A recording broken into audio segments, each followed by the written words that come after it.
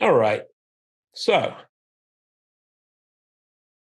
we'll get going. I want to say that every picture that is in here is a picture taken either in at the JC Ralston Arboretum or in my own garden, both here in Raleigh, and all taken in August or early September. So no faking this, no going later in the season, no going earlier in the season. These are pictures taken during the intense heat of a Raleigh late summer. I'll start with a few shrubs. Hydrangeas are obviously plants that we often use for extending the season on. We've really gotten stuck on the big leaf hydrangeas, hydrangea macrophylla or macrophylla, and the Japanese mountain hydrangeas, Hydrangea serrata. But there are a lot of other hydrangeas, and now some of them are big.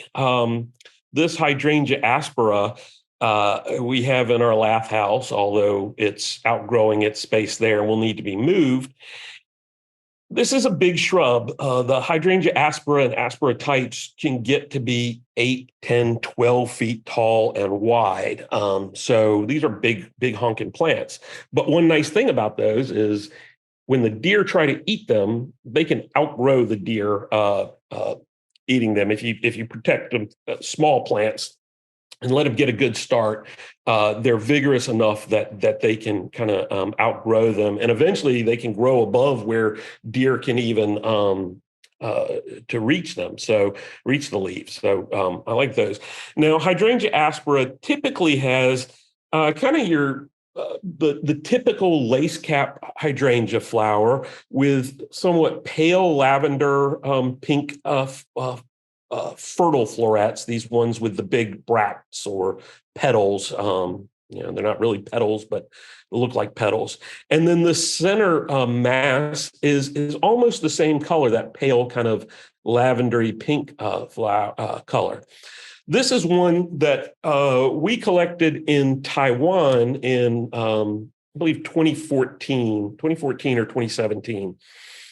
And it grew like a typical Hydrangea aspera, and it always caught my eye when it flowered, but I'd never paid that much attention to it because, it's 95 degrees out in August when this is flowering.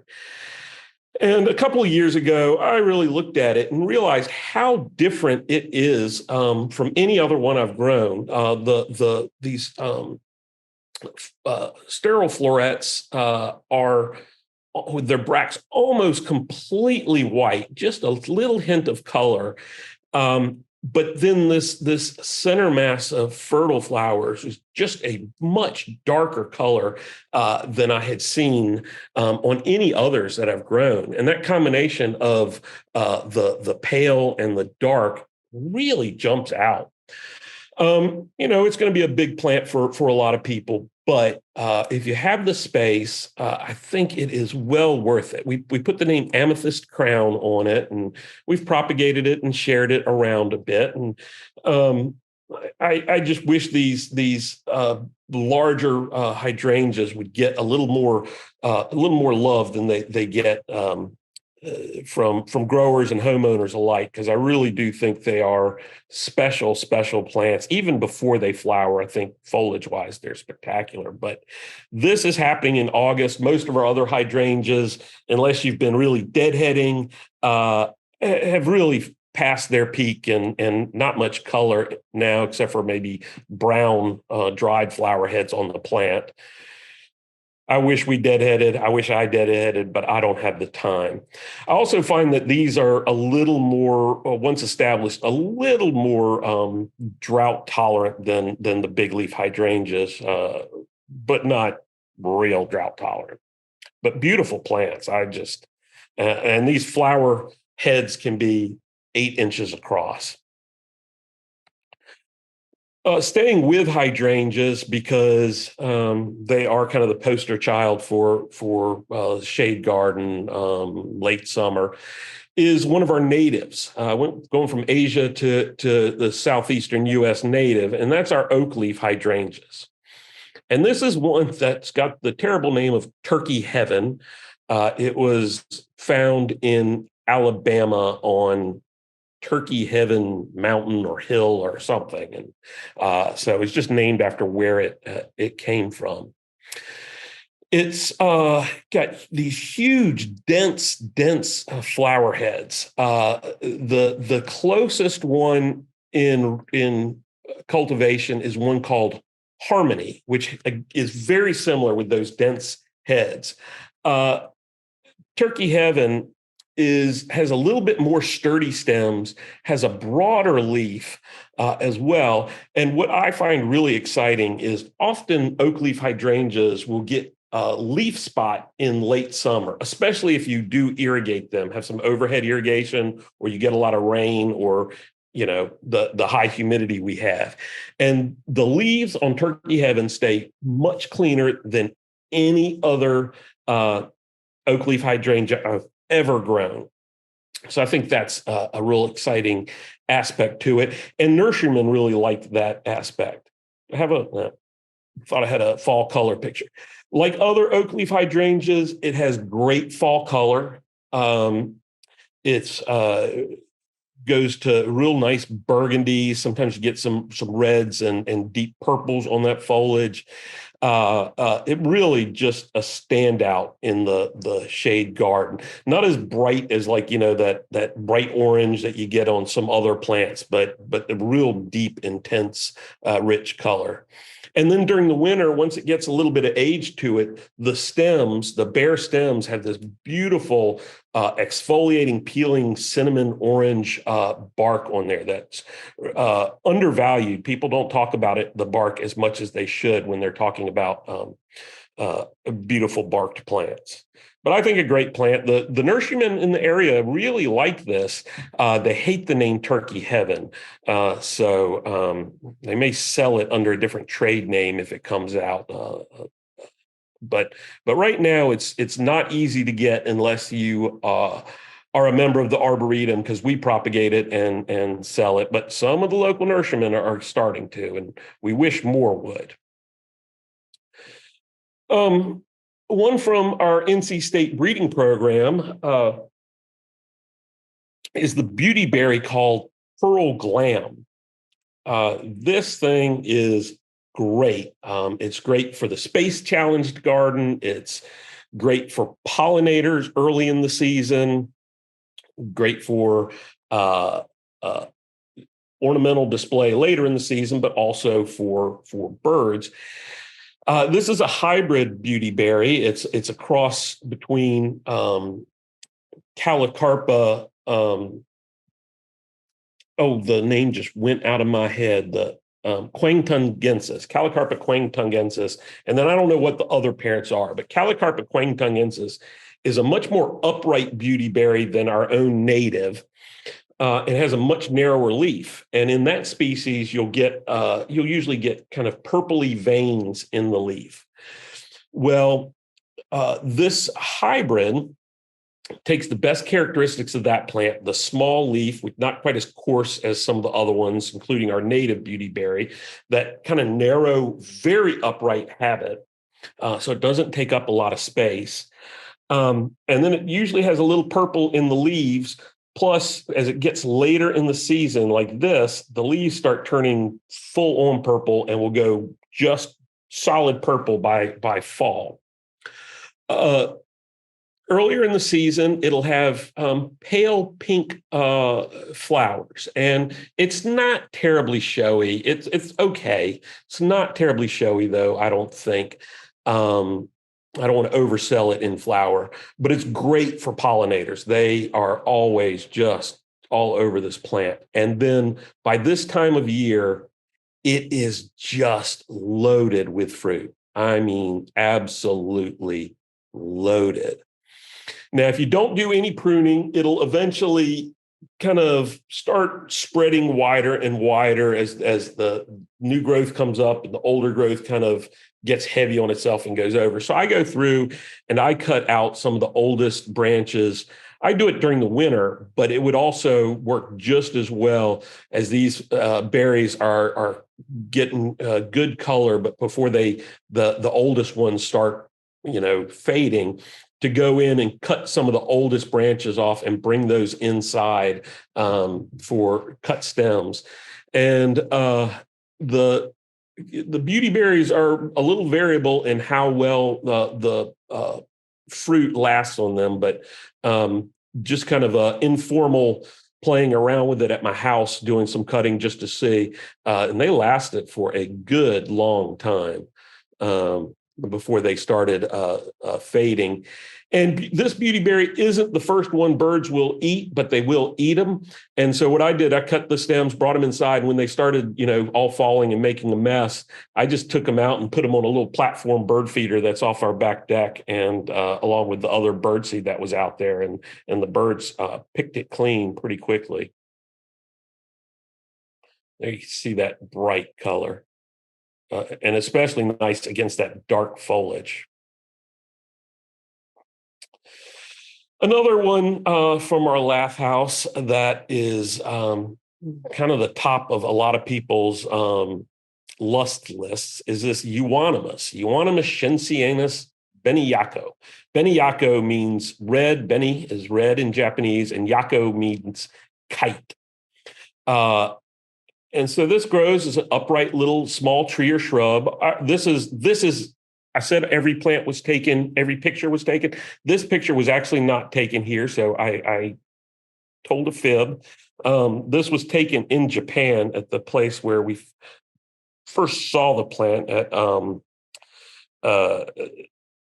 Mr. Suzuki's garden nursery, and made this really nice upright plant. And then these fruits are four-winged fruits. Let me see. I'm sure I got a picture. They've got these four wings. They turn this really nice pink red starting this time of year. They'll split open to reveal even brighter seeds inside. But it's really these little ornaments hanging from the tree. I love this plant. I just can't overstate how much I love this plant. I think it is beautiful, and it is so showy when it's in fruit like this. And they're all the fruit, you can see they kind of come down and they hang on these long 6 to 8 inch peduncles, I guess, hang down. But you can see everywhere it's branched. When it was in flower, it had other parts over here that were coming off that had flowers as well, but it drops those. It only seems to have one seed pod per little stem that actually survives. I cannot get a good picture of this plant in flower. I've tried and tried. It is, against this dark green foliage, it is these pale lime green little tiny flowers on the long stalks, and it just looks like this pale green tinsel hanging from the tree. It is, you have to stop and look at it, or have somebody point it out to you, because you might walk right by it, because so many other things are going on when this is flowering early in the spring. But I think it is one of the most elegant, graceful plants in flower that we grow. And then it becomes a show off in the late summer and into fall.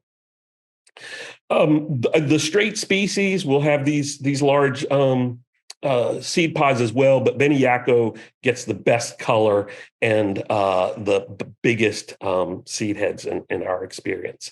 There's some confusion about the name. This is what we got it under. We've changed it to Euonymus macropterus, which means large winged, as the species, but on further digging into it, seems like Shensianus might be right, but we're not 100% certain on that. Another absolute no-brainer plant for the shade garden is Oryxa japonica. Say that 10 times fast. Oryxa japonica is in the same family as citrus, and it is, so far in my experience, it is absolutely untouched by deer. They eat plants right next to it in my home garden. They don't touch any of my Oryxa japonica. Typically, it's a pretty nondescript plant with just plain green leaves. It'll grow in sun or shade. The flowers are nothing to write home about, but Pearl Frost has this creamy white edge, and it comes out with almost a chartreuse look to it. But by later summer, most of it'll be just perfectly edged with white, and it seems to be just as variegated in shade as sun. It's easy to grow. It's just a great plant. There is a yellow flowered one. A yellow leafed one that really doesn't, in the shade, it loses most of that gold coloration. So it's really better in sun. But for shade, I love Pearl Frost. If you do some pruning on there and get that smell, some people like it. It kind of makes me ill. But you'll never forget it. Somebody brings you a piece of Oryxa and you catch a whiff, you'll know exactly what it is. Uncommon in cultivation. It looked like Pearl Frost was going to take off, but you can still find it around, especially from mail order places, or often from us at the Arboretum. Now, it would not be a talk about shade gardening if I didn't include some Akuba. I only put in a few. Maybe just two of my favorites. Very top of my list is Daisuke's Tiger. Probably, if you want to pronounce it properly in the South, it's Daisuke's Tiger, but in Japan, it's Daisuke.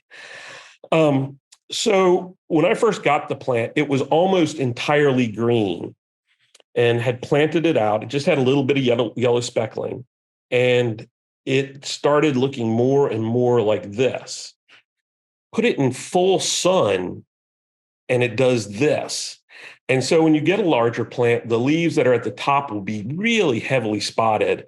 And then as you get down inside there, it'll be less spotting. And it really gives kind of this very,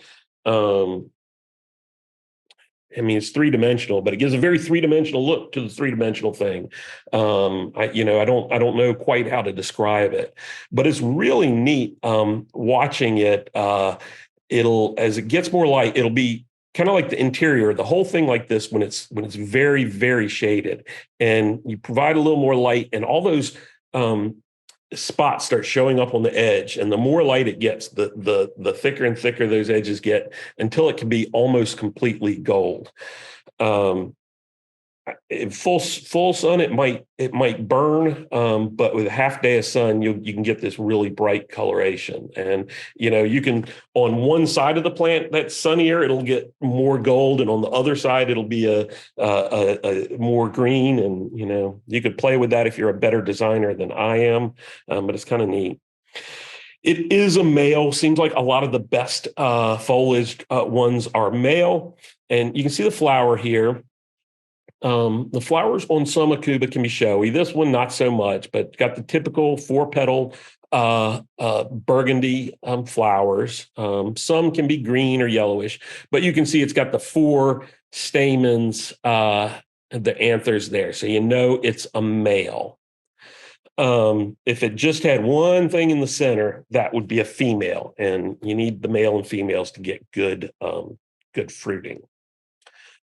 Another one, now the first one we got from Japan. This is one that we've been growing for years and years. I can't remember when it was first planted in the Japanese garden. But we kind of, we never paid much attention to it. It didn't have a real name on it. It just had something for us to be able to identify it. It first came from the National Arboretum, and we had his USNA number 4. But at some point, we realized that this USNA number 4, despite having grown in a pretty good garden spot for years and years, without us pruning it or anything, was about 3 feet tall and 4 feet wide, where all of any other Akubas that have been in the garden that long were much taller. And And so we thought, this may be one worth looking at a little bit more. And we propagated it and grew it in different areas and shared it with people.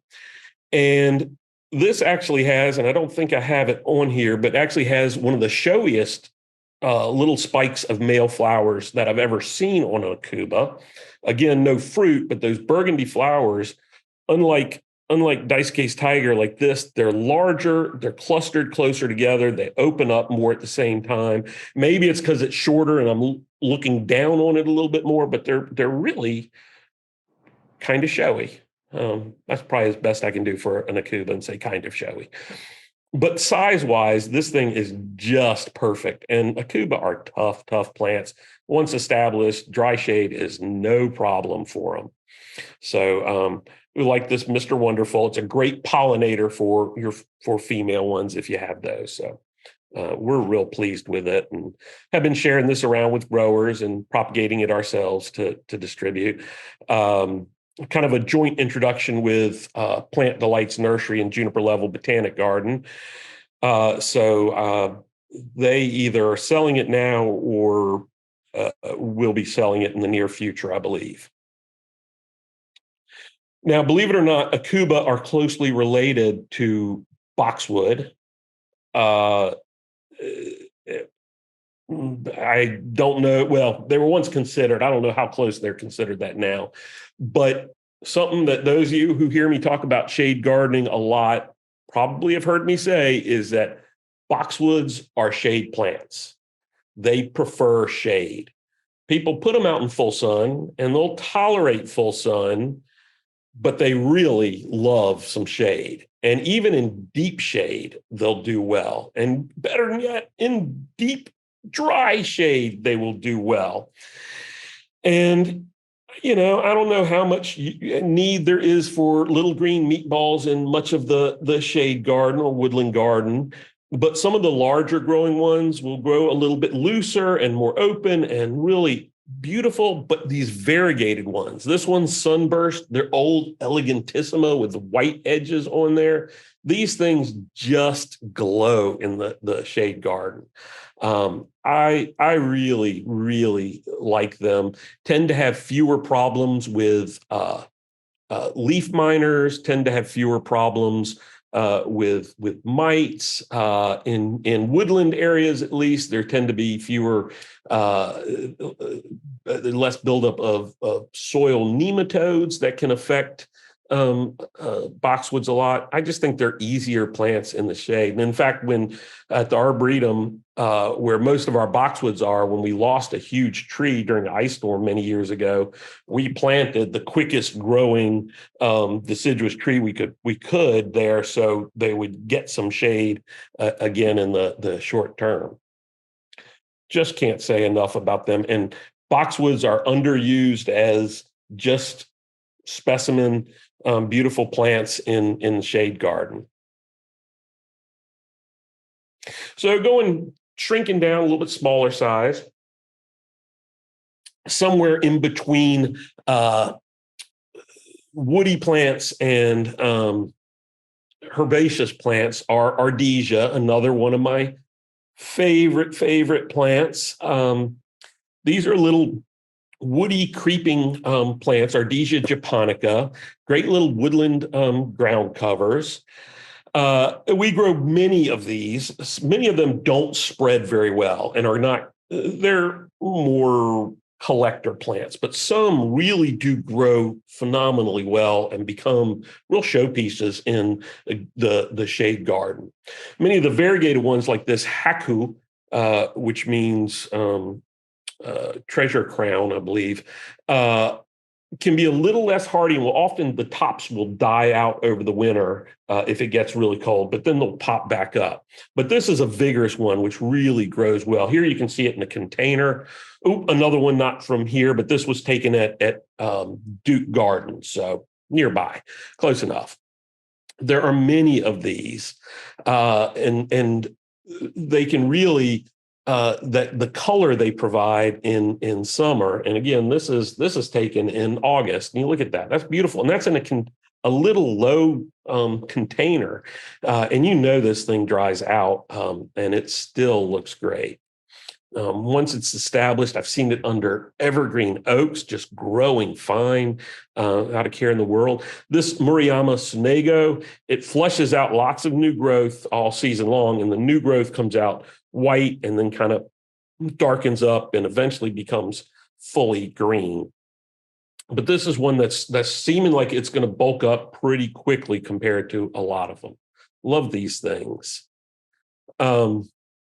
Another plant that is woefully underused is a Katsura vine, not to be confused with Katsura tree. Katsura vine with a D.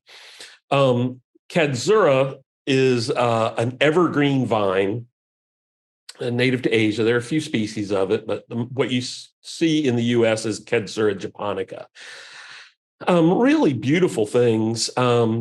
They are male and female Katsura. So if you want fruit, you need male and female. Most in the trade are female, so you need to get one that is specifically male. Like there's one called King Kong or Kong that is male, but just a solid green leaf. For whatever reason, people don't grow vines like they should, especially in the woodland. Now, this plant in the woodland, climbing up a tree, is gorgeous. However, deer do like it. So you got to get it going and get it above deer level with a little bit of protection, and then let it go from there. They won't chew on the old stems, but young growth they will chew on. But they chew mine down to nothing. It resprouts. And so far, right now, I'm seeing which will, if this will outgrow the deer will out-eat it. But new growth comes out very white. It'll kind of get creamier as the season goes on. There are other ones like this Shiraman with the white splash in the foliage. New growth is kind of pink. That's the same on all the Katsura japonica. The newest growth is kind of pinkish burgundy. Kumagai, very similar to Shiraman, except for it's more of a chartreusey, creamy green and dark green speckled. Very quick going, evergreen. So not only do they look good now, but they look good all winter long. Flowers aren't super showy on the Katsuras, but the foliage more than makes up for it. And I'm not sure why we're a little bit more too afraid of vines. I'm clearing a woodland garden at my home, and I grow vines on every pine and large tree that I leave. And when I cut off the other ones, I cut them off between 3 and 6 feet high, with the plan of growing a vine up every one of those stumps and trees. So you can quickly get some size on a plant if you just let it vine mound up over a stump like that. Close relative of these are the deciduous schizandra. And these start blooming a little earlier than now, but keep going on into fall. This is Schizandra ericinensis. Look at that flower. Isn't that beautiful? Just so delicate. And these are sometimes called magnolia vines because the fruit will resemble like the fruit of a cucumber magnolia a little bit, these bumpy little red things. Very, very primitive plant. I've always been told you need male and female, but we've got some that are fruiting by themselves without another one nearby, so I'm not sure about that. But absolutely love this color in the garden, especially the shade garden. It's wonderful. There are other ones, Schizandra grandiflora, which has larger flower, more petals, can range from white to yellowish to real nice clear pink. I'm in my mind, we should take a plant that nobody wants anyway, like these, and make some hybrids that nobody will want. And can you imagine to get kind of this creamy yellow with the bright orange center stamens of this, or bicolor with oranges and pinks or oranges and reds. Beautiful. Another plant that I fell in love with I'm gonna give you a date. Well, a year anyway. 1995. I first saw this plant at Wave Hill Gardens up in New York. It was covering a wall, and it was just like our native Virginia creeper, Parthenocissus virginiana, except every leaf had these silver veins, and the back of the leaf was beautiful purple. And as I've grown to know this plant over the years, I've learned it has phenomenal fall color. It'll stick to mortar and brick and whatever. It has little suction pads. It does not tear up the mortar in your bricks and things like that. So you don't have to worry about that. But this was a plant that in my first house that I planted on my daughter's, right out on the house right outside my daughter's bedroom, because I loved the plant so much that I wanted to put it near Maggie there. And it's funny, it's one of those plants I kind of forgot about for quite a few years and stopped growing, and came across it in a small nursery again. It was like, why? When did I stop having this plant? I've got to have it back, and I have it going again now. I plant it in places. It is a vigorous vine, and with some age to it, it can really grow like our Virginia creeper. And so I plant it in somewhere where I can cut it back every now and then hard and pull it all down and let it regrow again. I always talk about growing vines in and through other plants. I don't really typically grow this through another plant. It sometimes will scramble through, but every winter I cut those out, or just whenever I feel like it, I cut it out of the other plants. But I like it growing up a tree trunk. I like it growing on a wall, anywhere like that. I get into the real herbaceous plants. Aspidistras, so many of them. I still think Asahi and its even more improved snowcap is one of the most ethereal garden plants. This is a picture of it taken on September 5th. The first time I saw the plant, this was the first time I saw it. I took this picture and still love it to this day. It began a lifelong obsession with Aspidistra now. Actually, Aspidistra is the only house plant I have that I keep alive is a Vietnamese Aspidistra. But beautiful plants. And, there are speckled ones, and there are streaked ones, and there are plain green ones, and there are ones with white and ones with yellow and all kinds of different things. But these with just the white at the tip, my favorite. Now, new plants, if you get a new plant, a division, a newly potted plant, it'll be all green for a year or two, and then that white will start showing up in the new growth. Another plant that I, at this point, can't imagine gardening without is fuchsia Sanahanth, or angel's earring fuchsia.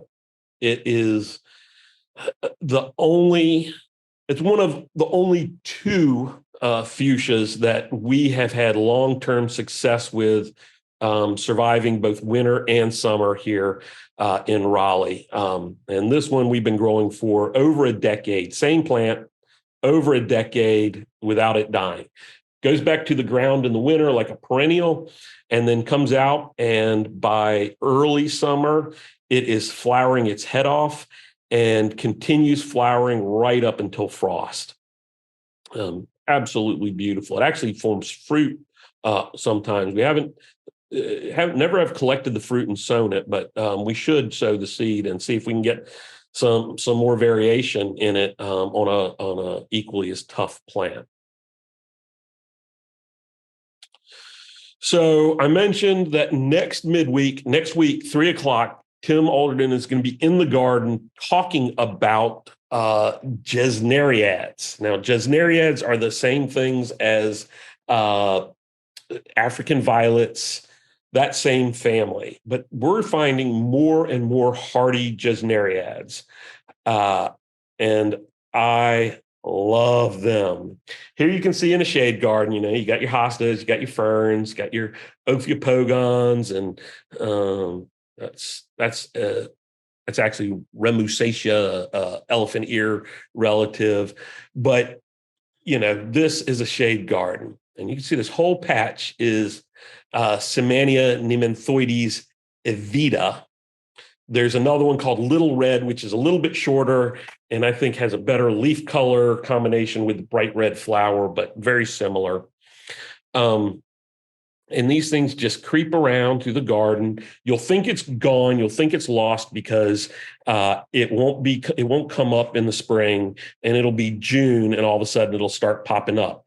I love that in the shade garden because there's so many of those spring bulbs and early spring woodland ephemerals that come up and are beautiful and delicate and are so easy to get swamped by other plants.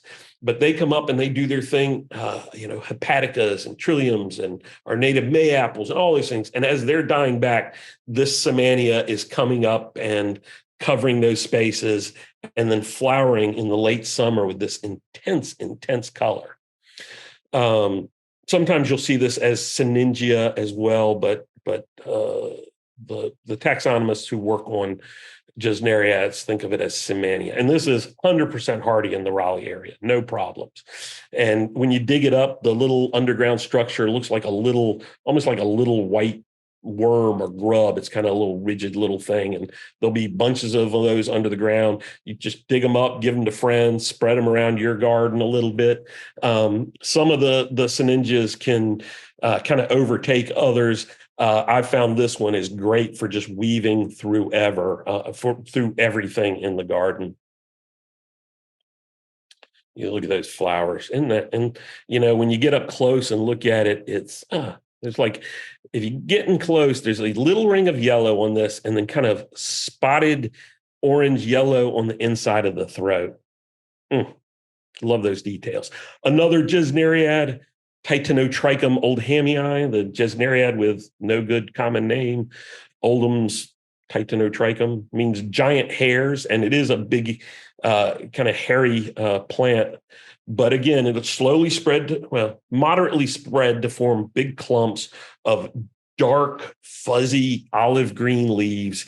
And then just starting this time of year, it sends up flower spikes with these 1.5 inch, 2 inch long flowers that are deep yellow with this burgundy throat. It's a no-brainer plant. It's just nobody's going and buying plants in August. So nurseries can't sell this plant because there's not much going on in the spring, and people aren't shopping for perennials that aren't evergreen, at least in the fall. And not many people are shopping for anything in August when this is flowering, August and early September. So it misses out, but it's such an intense color. And that gold in the shade garden late season, there's just no escaping that. So the Semania, even though these are related, the Semania is fairly rapidly spreading once it gets going, and low, maybe as much as 10 inches tall in flower.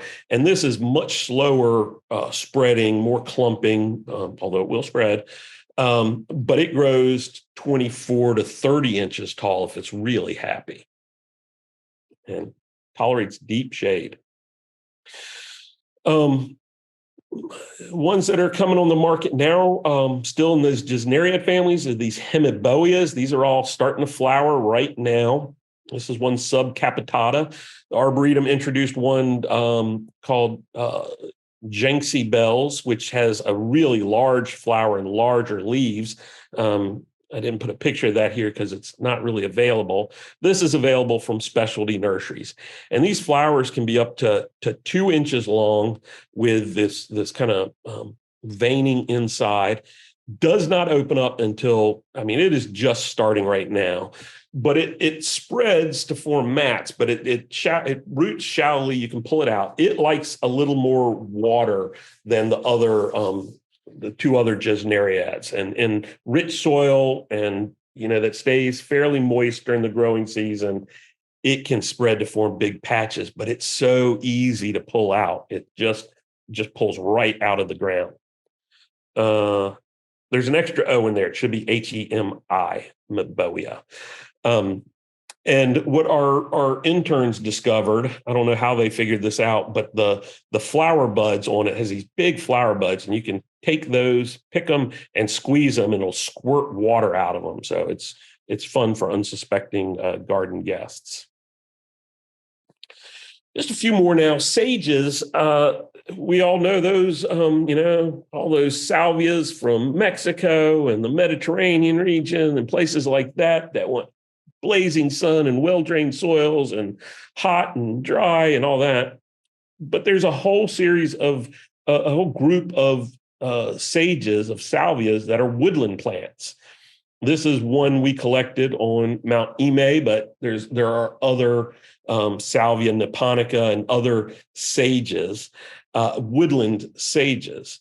They tend to look very similar. They tend to have triangular leaves. The leaves can get quite large, clumping plants with spikes of usually yellow flowers, but there are some species that have white or lavender or pink flowers. This one has soft yellow, some are brighter yellow, flowering this time of year in the shade garden.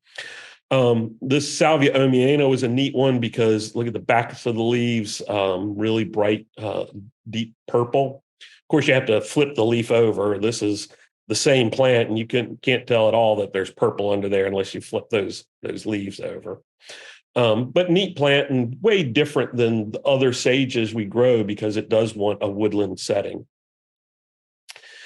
And maybe one of the most well-known late season flowering plants are the toad lilies. I had gotten away from growing toad lilies. I used to grow bunches and bunches of them. But when they start, by the time they're flowering here in the late summer, they tend to have all kinds of rust and leaf spots on them. And so you want to look at them because the flowers, but the foliage is so awful. And I'm not spraying fungicides on those. Just not worth it to me. So I kind of stopped growing a whole lot of them. And then I found this one at the Atlanta Botanic Garden, Gainesville site. It was growing it, and they just told me it's called Fluffy Orchid, and it's got these big, heavy textured flowers, very upright as compared to Triceratops hirta. It's vigorous, but not so vigorous like the Formicena types, which will spread very rapidly. And it just seems to say so much cleaner than all the old toad lilies that I used to grow. And I just can't say enough good things about this plant. I think it's wonderful. It roots easily and you can divide it. So the one in my garden, I hadn't gotten to be this big because I keep dividing it to put little other pieces in other areas of my garden. So I'll have all these little sprinkles of these beautiful flowers all throughout. Really love this plant. And it is one that I do think, we propagate it quite a bit, but I do think that there's some other herbaceous perennial nurseries in the area who are pretty darn excited about this. And this may be my last plant. And I just put one begonia. There's so many hardy begonias now. We just keep finding more and more begonias that are hardy in at least our zone B. And this begonia palmata is one of the very best, I think. In 4 or 5 years in good soil, we have a plant that is 4 feet across and probably 30 inches tall in the season. It all dies back to the ground. The first year or two, we like to mulch it a little bit heavy after it dies back to keep those rhizomes going. But after that, we really haven't protected it at all. And it's done just so well. And there's quite a few of them that were having really good luck like that. But this This is one of my favorites, this two-tone green. And if you flip that over, it's everywhere it's dark, that's actually burgundy color on the back, and then green where it's light green there. So that is it that's going on. And it's interesting, this I pulled off our website today, but if you look over here in the now showing, that's another hardy Gesneriad, Sinningia eumorpha, which is just coming into flower now. If you're dealing with shade, unless you are really lucky or have a really good deer fence, you're probably dealing with deer. This picture could have been taken in my front yard because the deer love it there. They don't seem to mind that my dogs pee all over the place. Doesn't bother them a bit. But if you have deer problems, you should come to this program. Frank does a really good job talking about keeping deer away, both with mechanical and chemical means, but also plants that they don't like in groups of plants, so that you can extrapolate from the individual plants. So it's a great thing. And then always Bryce. I think we figured out that was 7 classes, maybe. The single best garden communicator that I've ever had the pleasure of knowing and learning from and trying to emulate a bit, but not too much, because you can't emulate something that's that natural. If you've never taken a class with Bryce, please do yourself a favor and join one of his classes. So I will leave us here. Happy to answer questions. People, you can unmute yourself and ask a question. Also, Blake, if there were questions in the chat that you want to share with me that haven't been answered.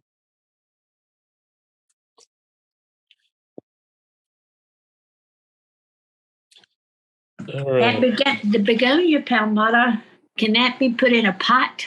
Can that be grown in a container?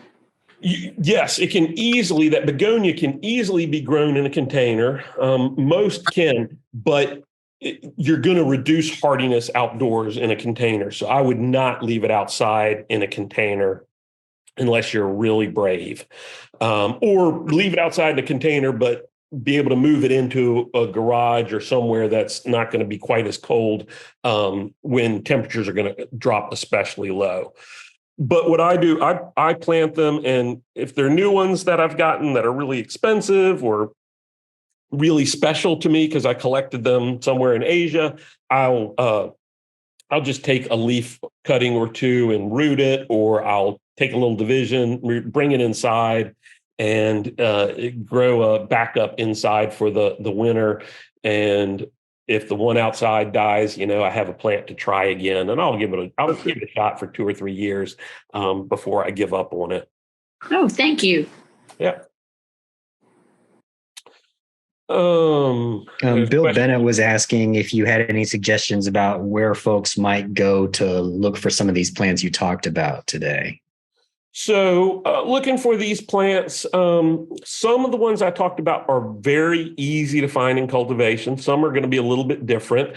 Mail order is going to be a great source for a lot of these. Certainly, we share plants quite a bit with Plant Delights Nursery and Juniper Level Botanic Garden, so they're always a good place to go and try. But if you go to our YouTube channel, which hopefully you're subscribed to and you've liked and all of those kinds of things, because that really does help us a whole lot to do that. We have a talk. I gave a talk on some of our favorite mail order nurseries, and there's some really good ones out there that have a lot of these plants. Far Reaches Nursery, Far Reaches Farm, Digging Dog Nursery, Edelweiss Nursery. There are a lot of really good ones out there. So check out that YouTube video and there's a whole list of them there. I have a question. Yeah. I have a question about the light requirements for the Schisandra grandiflora. Mm-hmm. So all of these are shade tolerant. They're where you see Schisandra grandiflora growing out naturally, it is growing in kind of woodland edges, and scramble up a tree or up a structure, up an arbor, and reach towards the sun that way. All the Schisandra will grow very well in sun also. They can take sun.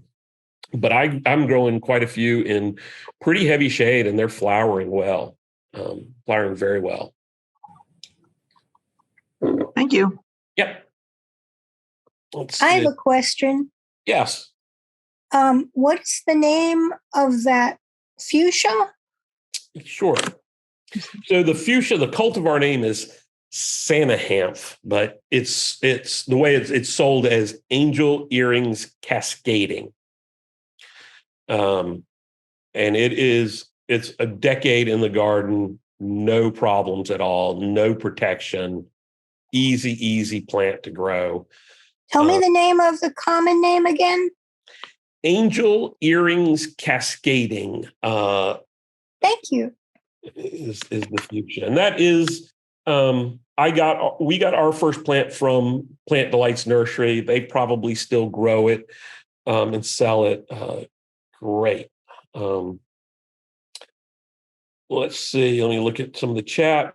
The hydrangea Turkey Heaven, is it blooming now? It is blooming right now. Those really heavily double hydrangea quercifolia generally don't do the fade to pink quite as well as some of the others. So I don't really think of it as a great one for that transition from white to pink and then brown. They kind of go from white to tan. So I wouldn't look for it to do that. Question. Yeah. Did you say you deadhead your hydrangeas, such as that? No, I said we don't. Some people Thank do. you for the clarification. Yeah, some people do, and especially not so much the oak leaf hydrangeas and the hydrangea aspera that I talked about, but some of the more common hydrangeas, that'll help them to rebloom if you do deadhead them. But no, we don't do that. So, a question about Ardisia.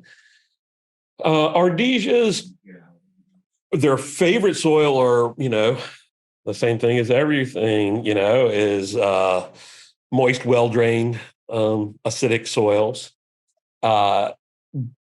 in part shade, part sun, but they will grow in really tough conditions.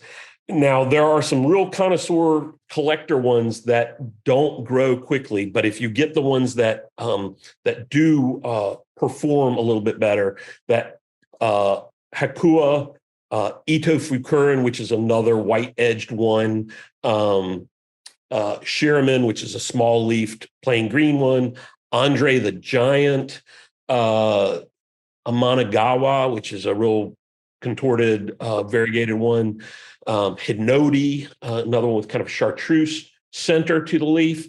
Those will tolerate really poor soils once they're established, and it'll take them a few years to really get growing in drier clay soils. But once they start going, they will form nice big patches. Let's see what else we have.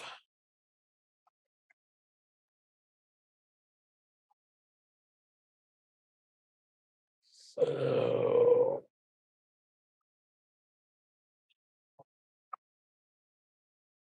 I feel like I'm missing some.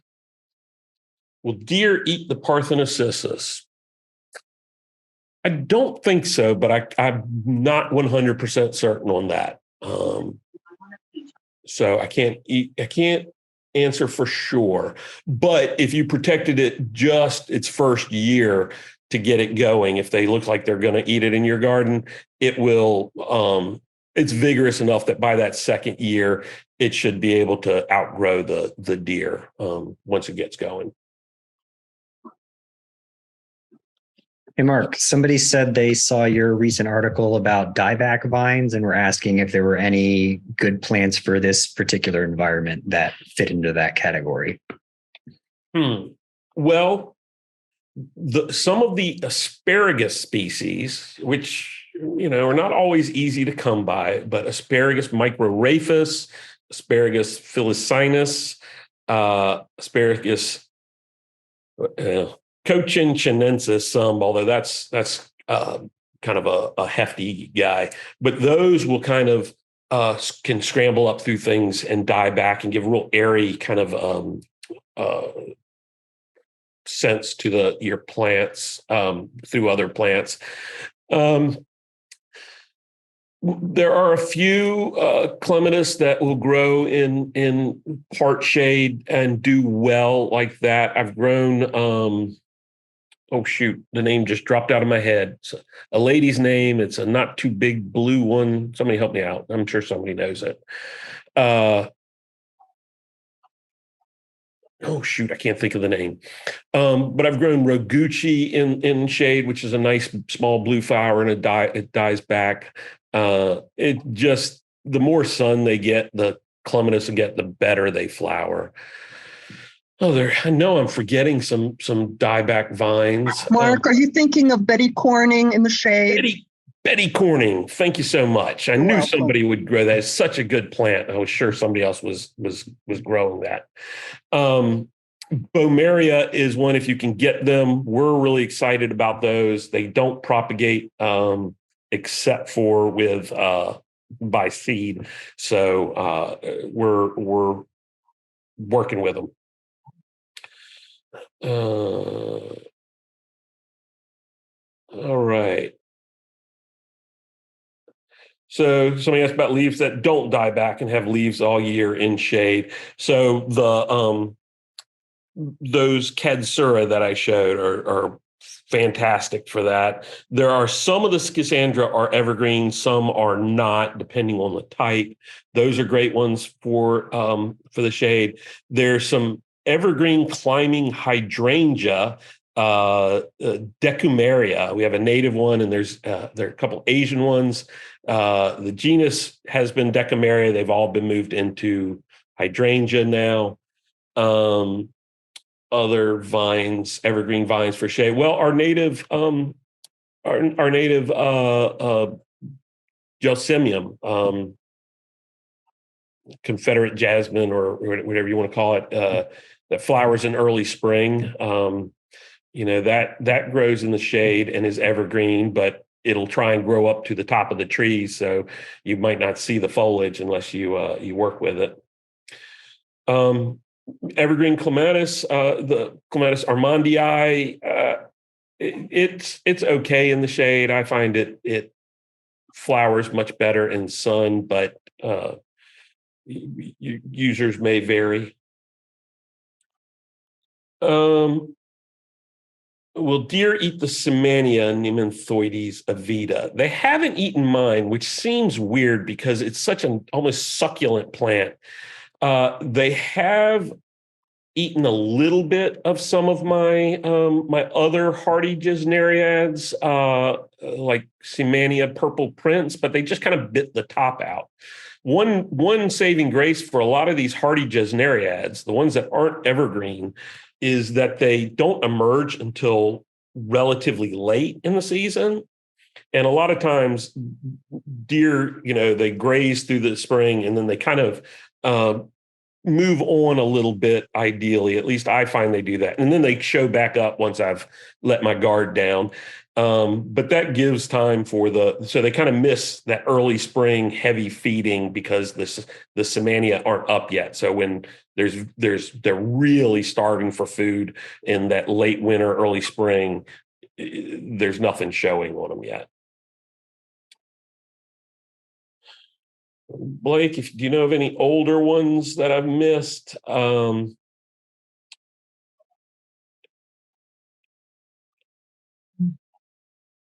If not, thank you all for joining us. Real pleasure to have you all. hope to see you out in the garden, please. I know there was a link put into our chat for our upcoming programs. Really should check that out. We have some great things coming up, both paid programming and free programming, and